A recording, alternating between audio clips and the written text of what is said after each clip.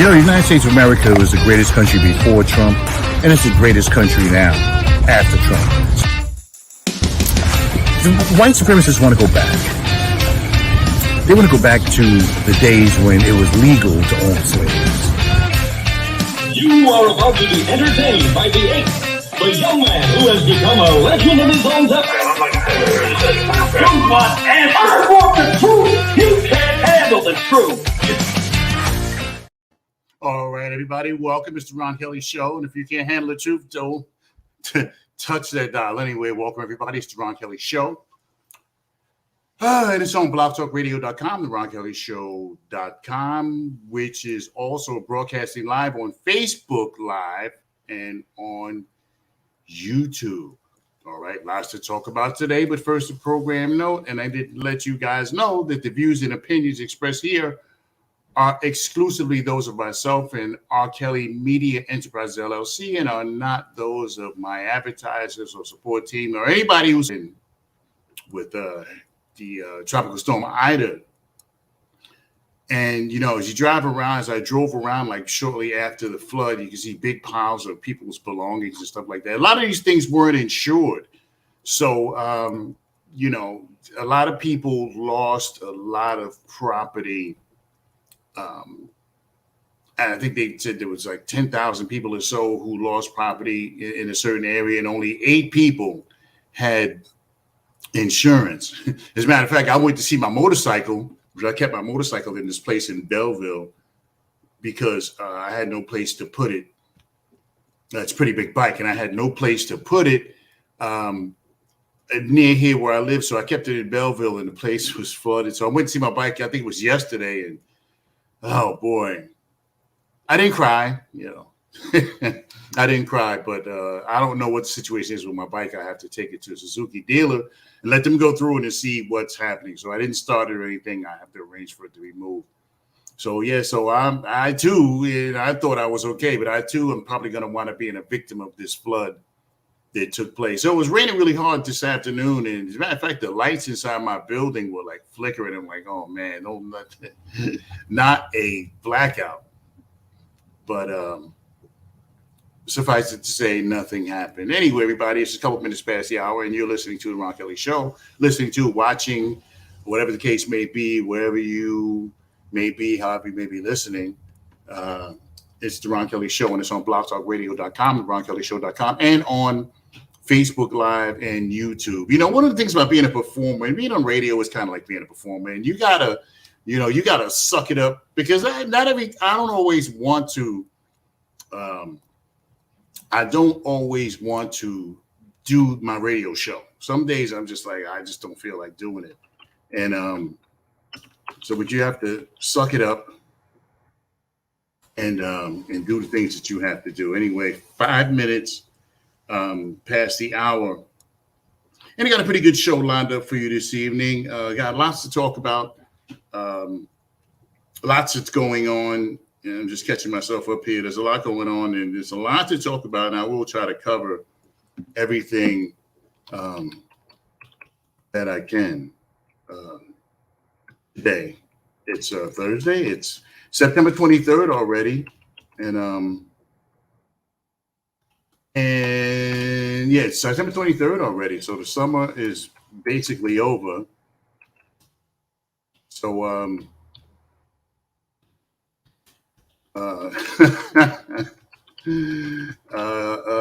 yeah, so yeah, the summer's basically over, and that's it. So, but we're still getting some very nice weather, though. It's been very, very nice. Welcome, everybody. Welcome in, and thank you so much for joining me right here on the Ron Kelly Show. Troy J. Walker, I'm expecting Troy J. Walker to come on to the show today. Troy J. Walker is the author of the book, I Am Not Your Enemy. It's very unique, and it's not what you would normally think. It's very unique, a piece of literature. Shout out to Ronald McCready, who says, good evening, Mr. Kelly. Good evening, sir. Thank you so much for joining me. And hopefully there'll be more coming along as we go along here. Y'all should be in the house because it was raining like cats and dogs a little bit earlier. Anyway, okay. All right. Yeah. All right, so so I'm listening to the news. I'm kind of like a newsie. I watch as much as I can stand before I turn it off because it's kind of overwhelming with all that's going on in the world today. It's COVID, and the Haitians. Um, uh, I'm trying to talk to this gentleman now. Um, yeah. So so when I heard about there was some people down at the border under this bridge in Del Rio, Texas, I'm like, okay, well, all right.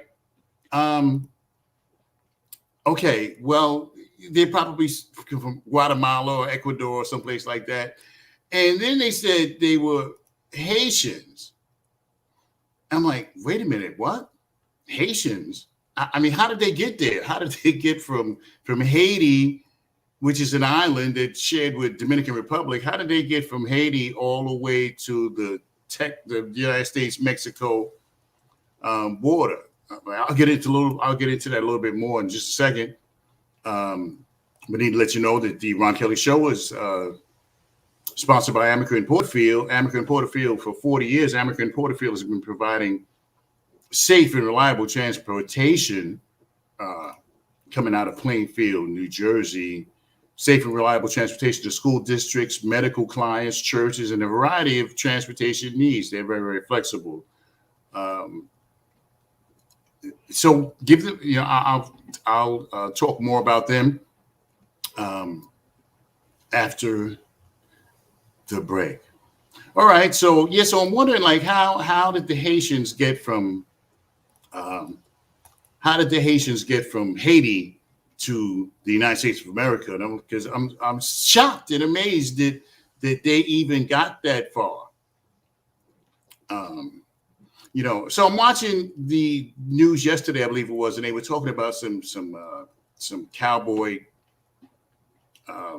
border patrol agents on their horses in there. They made it seem like they were beating the people and stuff like that. And then you hear a story that the Haitians that were repatriated, snapped off on the immigration agents who escorted them back to their country. Now I'm going to tell you what I think about the situation, and I'm going to tell you what I think about them being repatriated, as they say, some of them who were brought back to Haiti. And I'm going to tell you what I think, because a lot of folks were up in arms about what happened, why the people were sent back. And there were a lot of people who were kind of PO'd about it. And I'm going to talk about that. I'm going to tell you what I think about it. And I'm going to explain to you why the United States of America felt that it was important to send those folks back. All right, it's 10 minutes past the hour of 7 o'clock. Also, police reform, the George Floyd Policing Act is dead. And I always knew that it would never go anywhere because I'll explain that to you a little bit later on in the program. It's just about 10 minutes past the hour.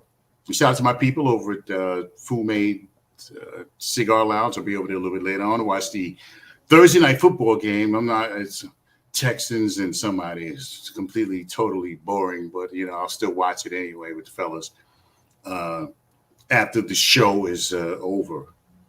Thursday night football. Okay, so and we're expecting. I'm hoping that Troy J. Walker will be able to join us here on the program, and we'll talk about his book. It's called "I Am Not Your Enemy," and I found it pretty interesting, his approach on and why he felt he needed to write the book. So we'll get with him. Hopefully he'll be able to hook up with us in a little while, 10 minutes past the hour. So the Haitians, United States of America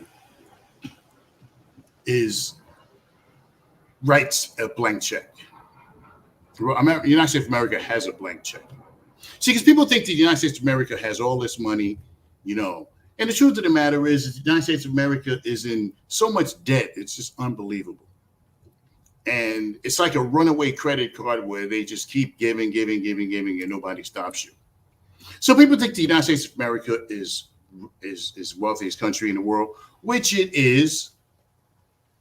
But behind the scenes, the United States of America borrows a lot of money. And the United States of America pays billions of dollars in interest on the money that they have borrowed. So the argument now between the Democrats and Republicans is that they want to raise the debt ceiling. Now, the debt ceiling is an amount of debt because the United States of America is in debt, trillions and trillions of dollars. The United States of America is in debt. So the debt ceiling is a number that the Congress implements that they can't go past. But every year, every budget, every so often they want to raise the debt ceiling. Debt ceiling is around $27 trillion right now, so they want to raise it again. So the United States of America is in a lot of debt. But because our economy is so robust and there's so much money,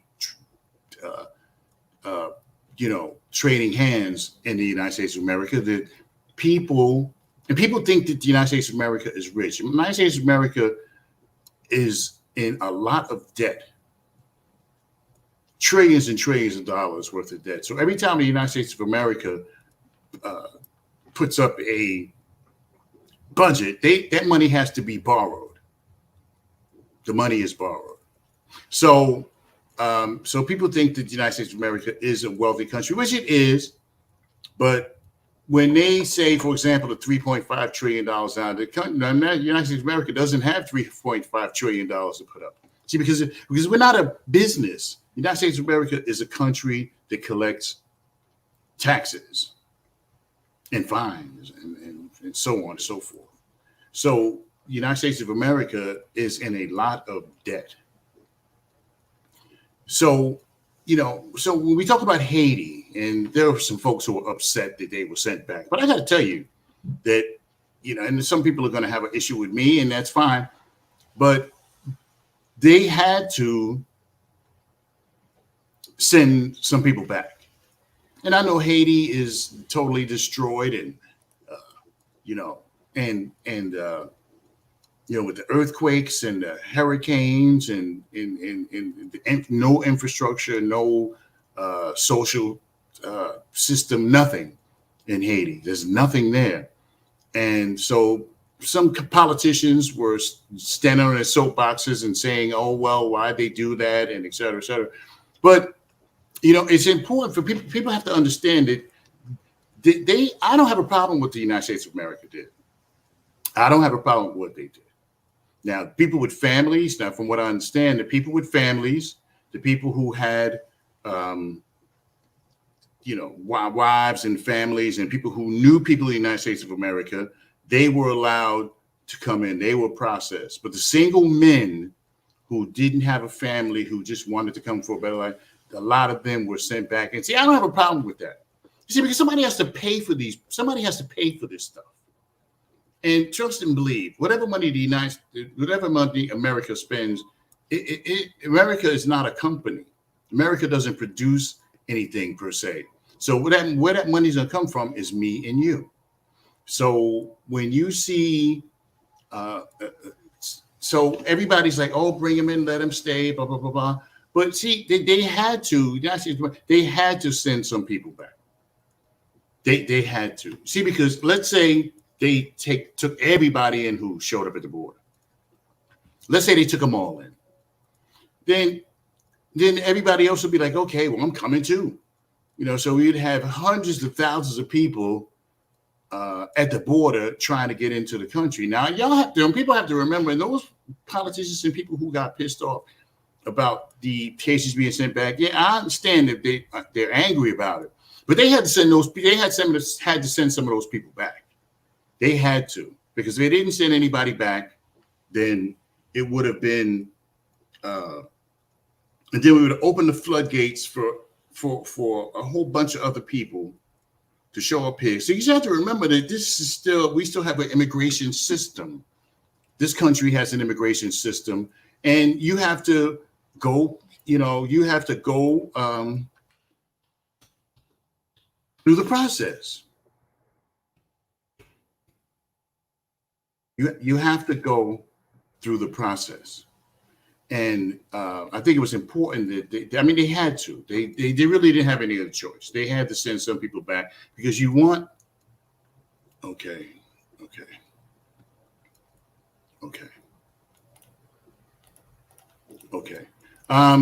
Yeah, they had to send some people back. Because you can't have everybody showing up at the border and trying to get into the country. We still have an immigration system, and don't get me wrong. I feel for the people in Haiti who are going through what they're going through. The country is a mess. It's just a wasteland right now. So I get it. I understand why people would be upset that they were sent back, but they had to do something because they couldn't just let everybody come in. And again, I don't mean to be redundant, but if they would have taken everybody in, then everybody else who wanted to come would have came. Now they're saying that there's 20,000 Haitians, and I'm still like flabbergasted. Like, how did they get from Haiti to the U.S. border in Texas? I'm still like, wow. That's unbelievable. But they had to send some people back. It's easy for me to say because I live in America. Yeah, I was born here, But something's wrong with the. Okay, all right. Okay. Yeah, I had an internet issue just a second ago. Yeah, but they had to send some of the people back because they. Because if they had not sent anybody back, and then everybody else would have came, and they would have had thousands and thousands, tens of hundreds of thousands of people down at the border. All right, it's about 17 minutes past the hour. I'm trying to hook up with this brother Troy J. Walker, who's supposed to be on the show this evening to talk about his book. So I'm trying to manage him while I'm doing the show. So, all right. So we'll take a quick break and we'll come back. We'll take a quick break. We'll come back with, with 3 planes a day. Shout out to Ronald McCready, who says that they're going to send more of them back. Yeah, they are going to send them back, and they need to send them back. He says, Ronald McCready says it's going to be 3 planes a day. Yeah. And they have to send them back. If you had an issue with that, you can go on my feed. You can call into the radio station, 646-668-2838, or you can go into my feed on Facebook, or you can make a comment on YouTube. It's Ron Kelly Show is on YouTube as well. Okay, so we'll take a quick break. We'll come right back with more of this program. This is the Ron Kelly Show, and it's on blogtalkradio.com. The Ron Kelly Show, I hope this is the right one.com. Yes, indeed, I am the man. What a news cycle this is. This guy has got to go. Trump has got to go. George Floyd snuffed out by this police officer who's supposed to be serving and protecting people. It's the Ron Kelly Show.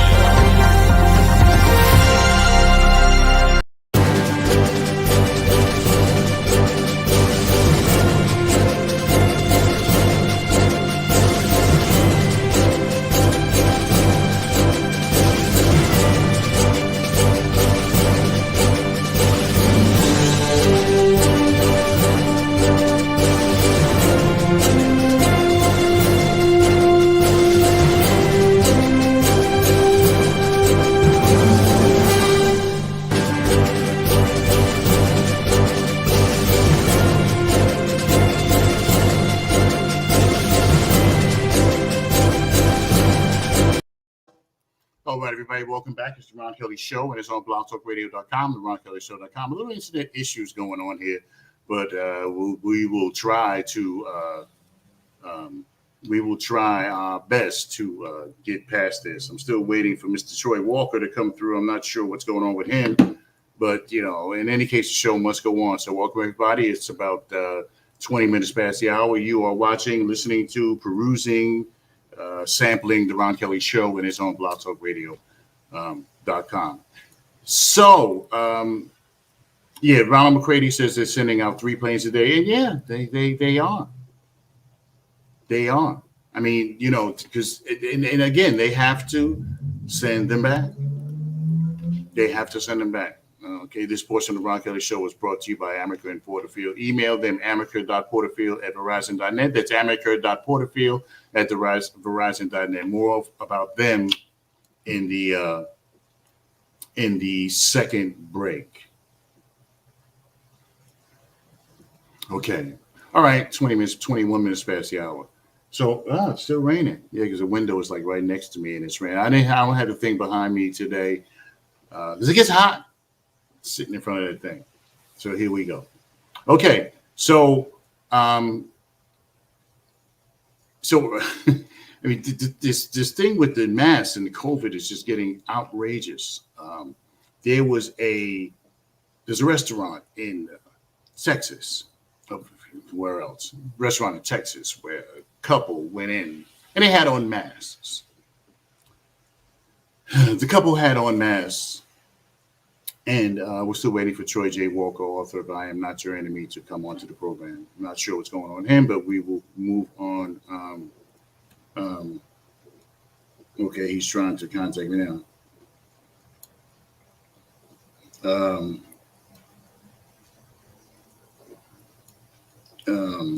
Yeah. So the couple went into a restaurant in Texas, and this whole thing is political. You know, there's no other way to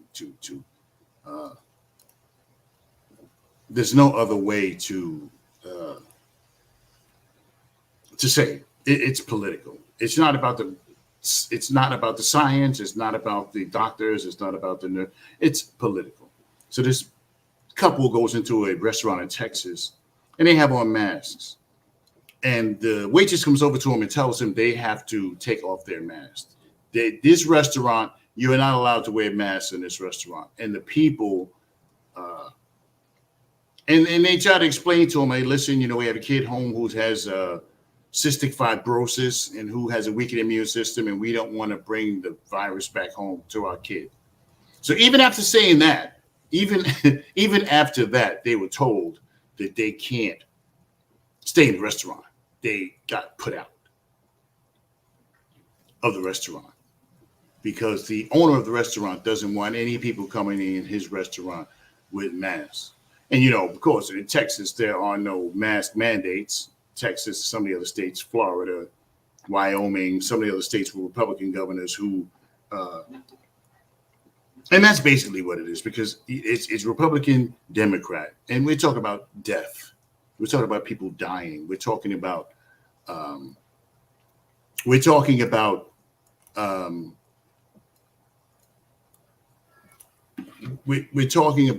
death.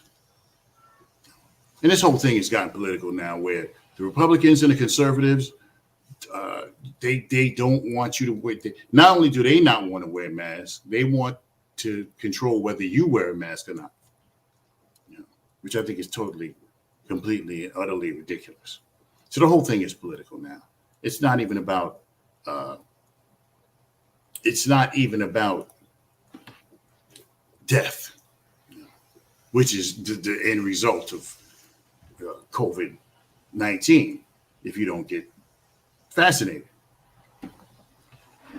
the end result is death. So I don't know if he's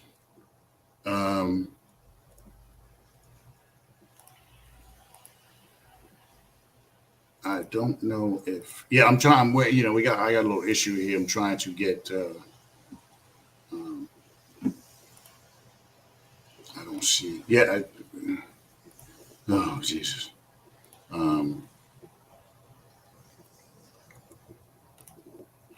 Okay. Yeah, I don't see. All right. Yeah. I don't see. Yeah.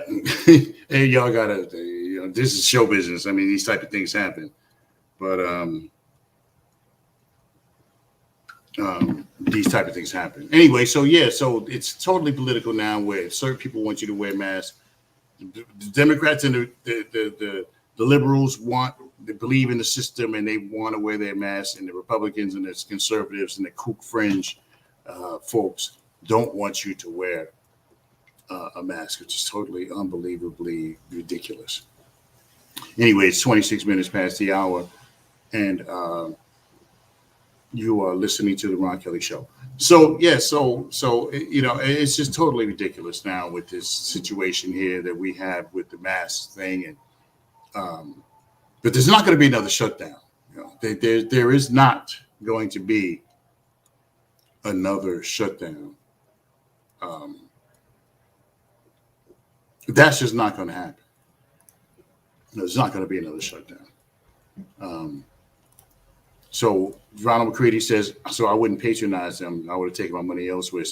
Exactly. And the owner of the restaurant was indignant where he says, well, he said what you said, that you can take your money somewhere else. And I'm like, wow, really? Really? But yeah, I'm trying to get this brother in here, but I don't see him. I don't think he clicked on the proper link because I don't see him. Let me see.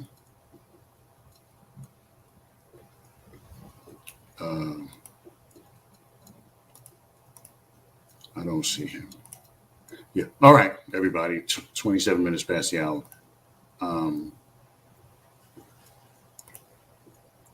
Yeah, I don't see. I'm not sure what's going on with him, but I don't see him. But yeah, you're right, Ronald McCready. I wouldn't patronize him either. I'll take my money elsewhere. As simple as that. Right, exactly. Now, there was a video that I saw, and this whole thing with this girl, Gabby Petito, or whatever it is, this whole thing is just, he goes away, he comes back without her, and he doesn't get arrested. So they say, well, there was no evidence of a crime. Well, now there's evidence of a crime. They found the girl's body, and they can't find old boy. So, that most of us would have been underneath the jail, depending on what your shout out to Don, shout out to DP. Thank you, brother. I know I don't watch everybody's shows, and I don't watch the whole show of everybody, so I'm pretty sure people don't watch my whole show.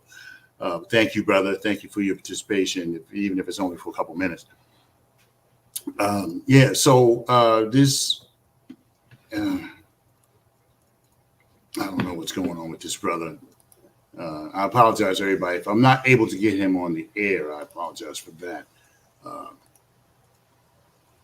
Because I don't see him, and he's trying to tell me that he did what he's supposed to do, but I'm not sure. But anyway, so this whole thing is just totally political, and and people are still on the fence. I was talking to somebody the other day, and they said, I need more information. I said, how much more information do you need? You're looking for a guarantee. That's what you're looking for. You're looking for somebody to tell you, okay, I guarantee you that nothing's going to happen to you if you take that vaccine, which I think is just completely ridiculous.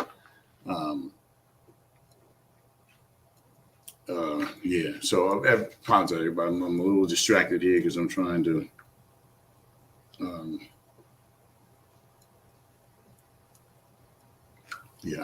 not sure what happened.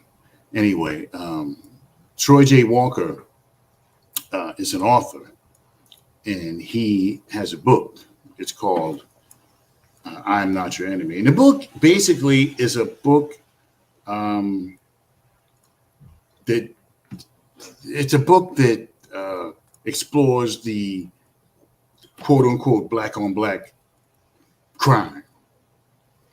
That's what this book explores. And I haven't seen him. I don't know. I'm not sure where he is.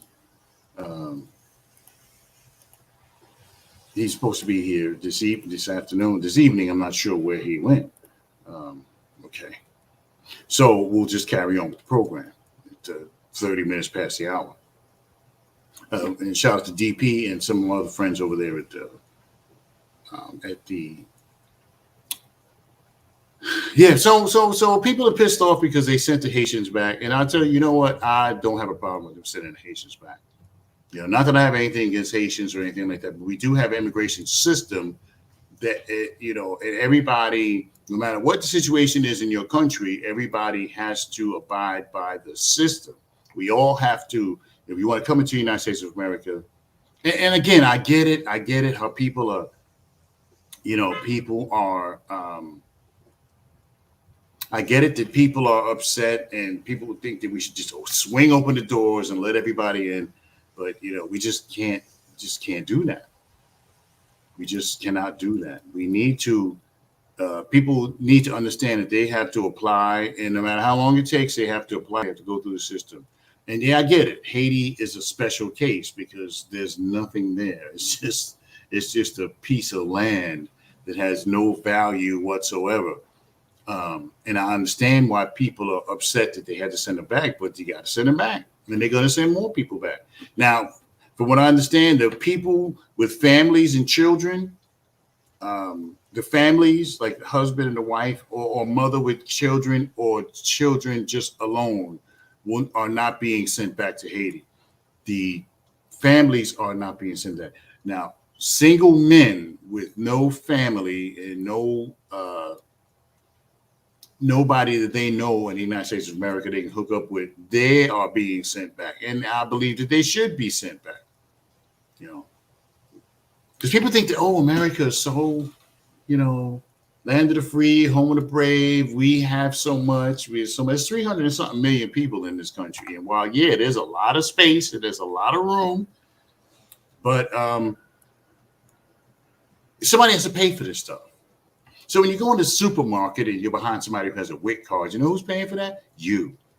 You know, who's paying for TRA? You. Who's paying for a SNAP program? You. Now, I'm not saying that we shouldn't do these things. I'm not saying that folks, you know, that we don't have an obligation to try to help people who are less fortunate than we are. I'm not saying we don't have an obligation to do that, because we do have an obligation to help people who are less fortunate than we are. But see, but there's only one United States of America. There's only one.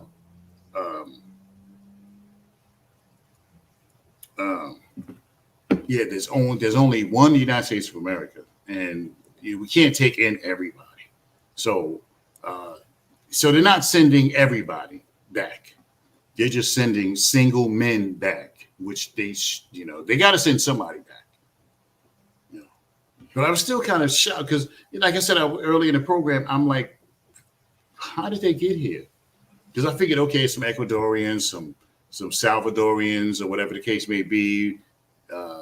Okay, I think we're getting Troy Walker here. All right, I'm going to stop for a second, everybody, and I'm going to introduce you to this brother who finally, thank the Lord, Sorry about finally. No, it's fine, brother. It's fine. I'm glad you were able to make it. Everybody, this is Troy Walker just saved me. It's Troy J. Walker, the author of I'm Not Your Enemy.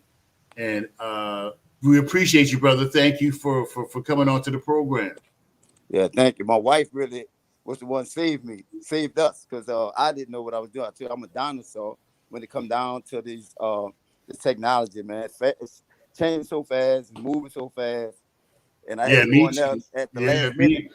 Me too. In a minute, she ended up saving me, man. So I appreciate that. That's a true blessing, brother. I'm a dinosaur too.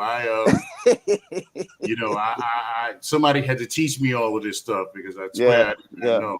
So now you were interviewed on television. And where are you from? What? I'm from New Orleans, Louisiana, man. Oh no, yeah, I have some listeners down there in Nolans, I think they call it. Nolans. Yeah. It's one word down there. You know, up here we say New Orleans, cool but city, down man. there Cool it's Nolans. Shout out to Dr. Susanna Flores, who lives down there now, who was a co-host of mine back in the day. So, all right, so you were on television, and regarding your book, and now your book is, I found it interesting that it wasn't like what Black folks usually write about. The title of the book, everybody, is "I'm Not Your Enemy." I'll give you all the information about it as how you can get it on Amazon, et cetera, as we go along. But let me so every book or every idea starts somewhere. So what was the impetus? What made you decide to write this book? Good question, man. First of all, thank you for having me on your show. Sure. And it's right now, man. It just last year in June, man, I was so brokenhearted with everything going on. You know, Tamir Rice in Ohio, this little brother, 12 years old. I thought about all the things I've done in my life, other people have done, and in 2 minutes he's dead. You know, for playing with a toy gun. You know what I mean? That was like broke my heart. Then behind that, you know, not to mention Trayvon Martin, Michael Brown, you know, the list goes on. Eric Gardner, long list, man. But then, you know, Breonna Taylor, and not to mention George Floyd, because George Floyd, like a gentle giant, like they said, my older brother's like that. My older brother been in jail for 18 years, got a drug problem, never been a bad person, just made some bad decisions. They gave him 36 years for having a drug problem. He's been down 18 straight years, right? So all this is weighing on me because I've been in the system myself. But you asked me that question, but it's so complicated. But I'm gonna try to answer as simple as I can. But last year in June, when I got off from work, I was so distraught with everything going on around me. I called my little partner, a childhood friend of mine. He worked in Cleveland. He run the whole post office out there. So I called him with my frustration and everything. He just told me to my face. He said, hey, you know, over the phone that is, man, I don't know nobody like you. You got heart like Mike Tyson. You got heart like Malcolm X. You shouldn't even be working for nobody, just like that. So when he said that, man, he hit me so hard. I said, man, look, let me call you back. I jumped on my knees right there on the spot and asked God to take me or free me. As simple as that. Take me or free me. That's 2 words. And when I got up, this was came to my mind. Not nobody talking to me physically like some people may have that experience. I never got that experience. It was in my head. You're too old to play ball. You're too old to rap, but you can write a book. So in my head, I said, I can't write. My partner, the one who write, the one I just called, he the writer, not me. I said, no, you gonna write it. Okay, if I'm gonna write something, I'm gonna need a title. So the title came in my head, I'm Not Your Enemy, the binary effect. I said, wow, impressive. So who's not you? So who are you addressing when you say I'm not your enemy? Another brother to another brother. But it's the binary. See, it's a binary. So the first part of my book, I deal with us. I deal with us. The second part of the book, I deal with them. So do you mean that we're not each other's enemy or we're not those people's enemy? Well, like I said, the first part of the book, I deal with home. Because we cannot be friends with somebody else if we're enemies over here. You understand? I agree with that. So yeah, absolutely. We gotta get along over here first before we can be somebody else's friend. We can't be somebody else's friend that we enemies over here. They don't make no sense. So that's why I call it the binary. The binary effect come in when we deal with each other. When we deal with each other, then we can deal with them other people. But in my book, I lace all this down. And remember, I'm not an experienced writer. I'm not, but I went to God. I'm not no religious dude either. I'm more of a spiritual dude. And my story is kind of complicated, so I don't want to really get into that. I want to stay on point with the book and trying to save these guys from each other. Because like I say, like most of us, I'm 55 years old, all right? Most of us come into the system where we, like everybody older than us, was telling us then, we don't bring drugs in here. We don't own planes. We don't own boats. We don't have connection to customs. But some kind of way, the drugs stay in our community. Stay there. It just resonate there, right? So when they do that, now you got the system come in, where you got the penal system step in. So everybody getting paid off our ignorance, us being lost. So the whole system generates from us, and then our ancestors come over here and work for hundreds of years, centuries, to build it. So we constantly getting played across the board every day.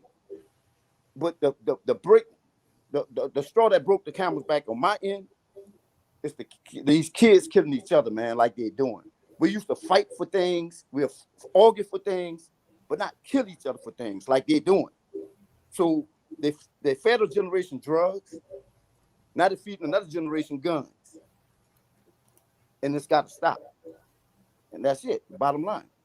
Well, see, so yeah, true indeed that drugs has like taken up residence in the black community, and I think that part of that is the drugs. The drugs are in our community because because there's so much pain and heartache in the black community, so much. There's not a lot of hope, and so people turn to dope, so to speak.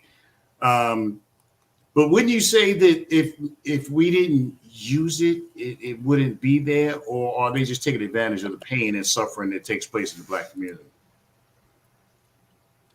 Well, it's if you set the environment, because keep in mind, you know, I don't really know much about the politic world, but you know, if you live here long enough, you'll start seeing how the politics work. It can work for you, or it can work against you. So when you look at the cover of my book, like I said, I don't know if you've seen the cover of my book. It looked like that so-called insurrection thing that happened in January the 6th. Right. Yeah, there's supposed to be a little rally last week that really didn't amount to much, but yeah. Yeah, but no, I'm talking about the cover of my book was created in June, July, and August of 2020. And that was like months ahead of this January 6th thing. So Right. I had I can't see that far. Me and you can't see 5 seconds from our, in front of us. Only Right. God have that kind of vision, right? So he kind of like prepared me for something that was bigger than me already. But in my mind, like I told you, I needed a title. He gave me the title. I needed the cover of the book. He gave me the cover of the book. So that gave me inspiration to start writing from my heart, from what I have done. Because, matter of fact, now since I don't know how much time we have, my brother, but look, since you asked me a question, I like to give a full, detailed answer, so it resonates with people. That because this is serious business here. Because we don't have that long on earth. None of us. We think we do. For some reason, we think we're gonna be here forever. All of us, right? Our accomplishments. Basically, We think our accomplishments, whatever we accomplish in this life, coming with us. None of that coming. We came with nothing. We leave with nothing. So while we here, they had people that really paid the heaviest price that you can pay for you to have them headphones on, me to be in my house talking to you. They paid with blood. They never had this chance, right? They was denied a human life to live, man. This is real. This is real business that we going through here, man. So it's like using drugs, drinking, getting a fix. And after all this is done, reality set back in. So what I'm saying is like our ancestors went through a slavery part of this stuff. We going through the after effects of part of this stuff, but we still can't get nothing right because we don't know who we are. Okay, let me reset. We still don't know who we are. Yeah, let me reset the program for a minute here. Now, you were part of the problem, Yes, so to yes, sir. speak, Yes, in sir. New Orleans. You were part of the problem. You sold Yes. drugs. You dealt drugs. You were part of the problem. Now, you talk about a encounter you had with Chuck D. Yes, I did. From Public Enemy that kind of turned you around. Now, how did that happen, and what did he say to you that resonated with you so much? Yeah, look. Look. In 1989, Def Jam family did a big old concert in New Orleans. All of them was here. So at this time, I'm 24 years old, and I'm posted out, in front of the club, sitting on my car at this time. So Chuck D come out with the S1Ws, his little security force, and he walks directly up to me. Damn, little brother, that's a clean car. I said, man, Chuck, I got your music in right now. No, little brother, I ain't ask you about my music. I'm telling you, this is a clean car you got. What do you do? I said, man, I'm a pharmacist. Oh, okay. Where you graduated from? So I done put my head down now, Brother Ron. I put my head down. I said, man, I'm a street pharmacist. Oh, man, they're using you, man. They're using you to poison our people. You're a mule. And 3 months later, I'm in jail. From there, be sitting in jail 2 weeks, and me sitting in jail, they had a 57-year-old Italian dude. Now, he approached me. He said, hey, man, I don't know what's wrong with your people, but y'all kill each other for nothing. I'm Italian. When we used to kill, man, we kill out of orders. And if we go kill somebody out of order, then people kill our whole family. So y'all kill each other for anything or nothing. You know, once you go ahead and read this book, the name of that book was Assassination of John F. Kennedy. So I look back up at him. I'm 24 years old, sitting in jail. I'm like, man, why are you coming to me with all this? You got all these other on this tail. Why you come to me? He said, because everybody else go work, cut a deal with the government at 12 midnight. You never came out your cell to cut a deal. That's why you. So he got my attention with that. You know, so I started reading the book. But in the book, they had breadcrumbs about Martin Luther King and breadcrumbs about Malcolm X. So I was more intrigued with Malcolm. I wanted to learn more about him. So at the time, my mom was in Tulane University down here pursuing her degree. So on my phone time, I called back home and I asked my mother to send me the biography of Malcolm X by Alex Haley. So when I read that from cover to cover, I knew automatically I was a different dude. I'd never sell dope again, ever. I learned that much from that book. Okay, so your book, all right, think about that. I'm gonna take a quick break, but think about it now. What is what message do you hope to get across with your book? Think about that for a second. We'll take a quick break. We'll come right back with more. It's Troy J. Walker. He's author of I Am Not Your Enemy. Y'all know who I am. It's Ron Kelly, and I'm the host of the Ron Kelly Show. So we're back in a moment, everybody. It's the Ron Kelly Show. It's on blogtalkradio.com, the RonKellyShow.com, YouTube, Facebook, everywhere. Be back in a second. Yes, indeed, I am the man. What a news cycle this is. This guy has got to go. Trump has got to go. George Floyd snuffed out by this police officer who's supposed to be serving and protecting people. It's the Ron Kelly Show.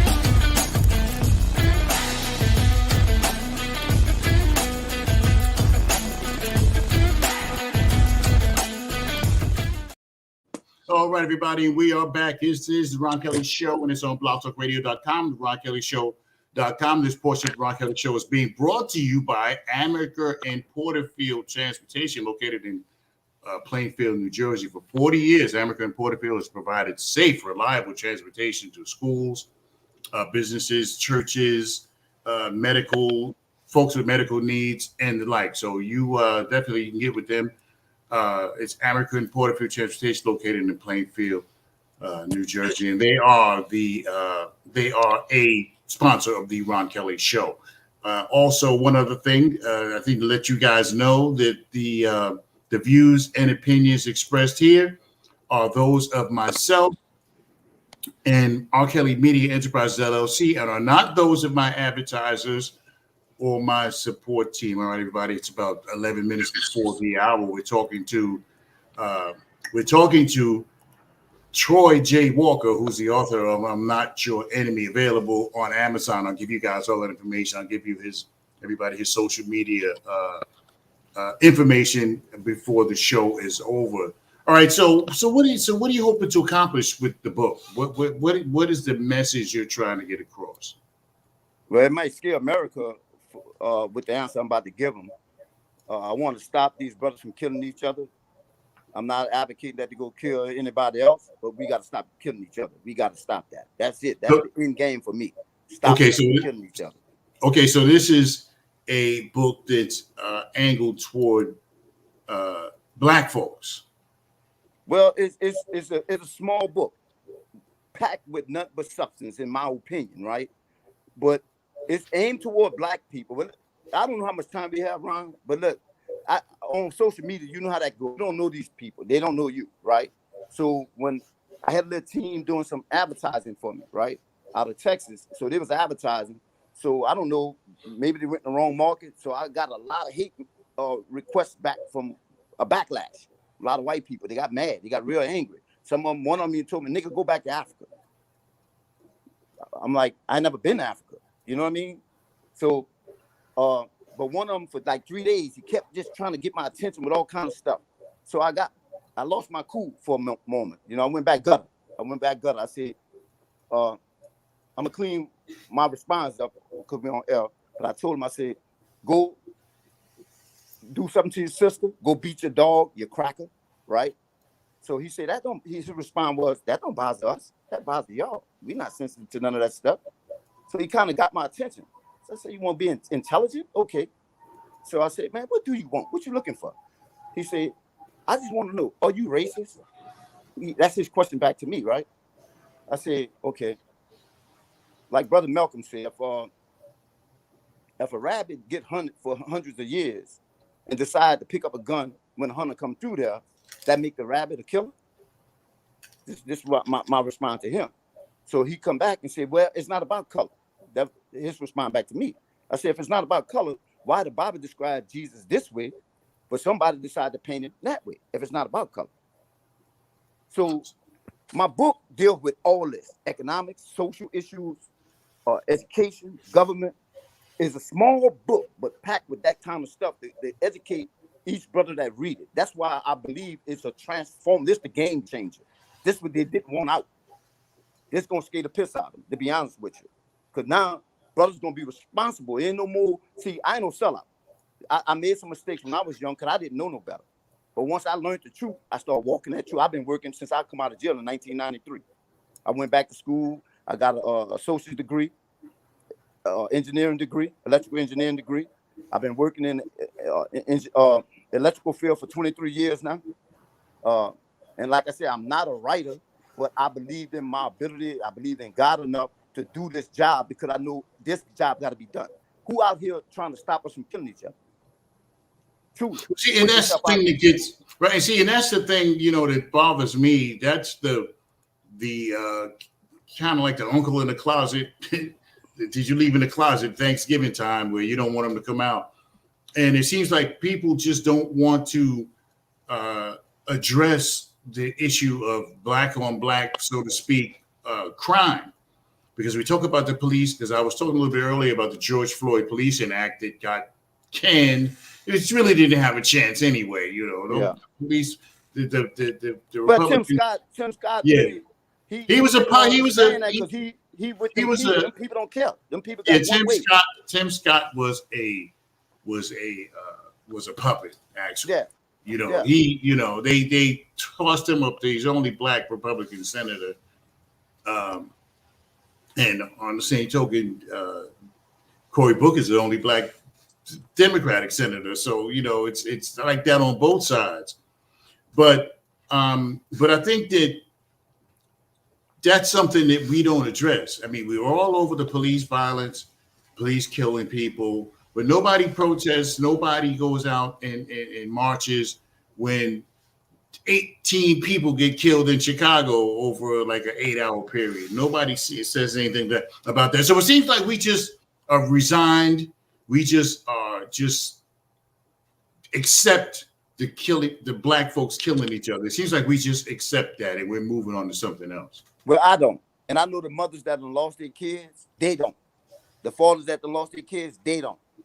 And I won't. See, I feel like, man, every time I lay down in my bed and a brother got killed on the streets or maybe a sister got killed on the streets, man, that hurts my soul. It's like I'm feeling the job that God ordained me to do. I'm not no preacher. I'm a regular person.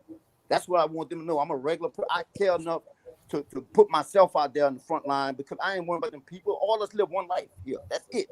So you give it, right? So if you can't do that boldly and you see what's going on, all us see this what's going on, and we don't want to do nothing about it. We don't want to say nothing about it because we want to protect whatever interest that is, but nobody leaving the earth with nothing. I don't care what you got, what you attain. You can't leave this earth with nothing. So when you see, especially the ones who climb out the gutters and get to these little positions where they at, don't forget where you came from, bro. Sister, come on back. Help these people. Help us. do something better. Them people don't care. They never will care. And I don't expect them to care. We should care though. Well, see, because that's the thing, because no activist has ever been elected to anything.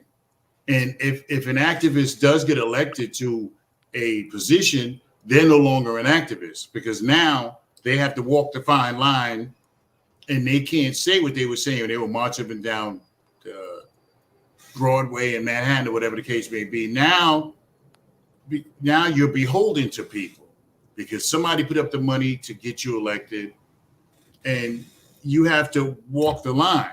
So this is what happens with a lot of our black politicians. So they get elected to senators, Congress, whatever the case may be. And I'm not an activist no more. Now I got to be politically correct. I can't just say whatever it is that I want to say.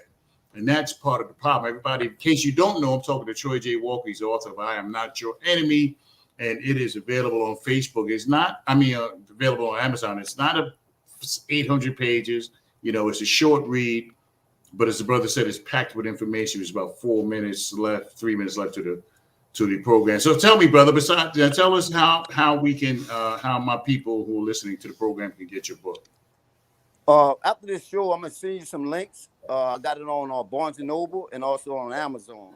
Okay, now do you have social media where people can, like Instagram, Facebook, whatever the case may be? Yeah, I have social media. I got the I'm Not Your Enemy. It's not under my name. It's I'm Not Your Enemy. You can get it. You can follow me under that. I'm Not Your Enemy on social, Facebook, Instagram, and Twitter.